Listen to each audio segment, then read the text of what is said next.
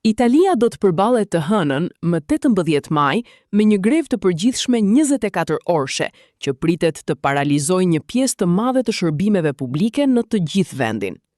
Greva është organizuar nga sindikatat italiane dhe përfshin sektor të rëndësishëm, si transporti publik, hekurudhat, shkollat, spitalet dhe administrata shtetërore.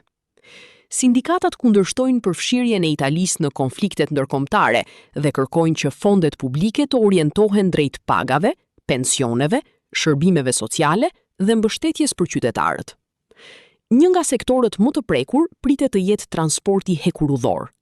Trenitalia ka paralajmëruar anulime dhe vonesa të shumta në trenat kombëtar dhe rajonal nga mbrëmja e së dielës deri të hënën në mbrëmje.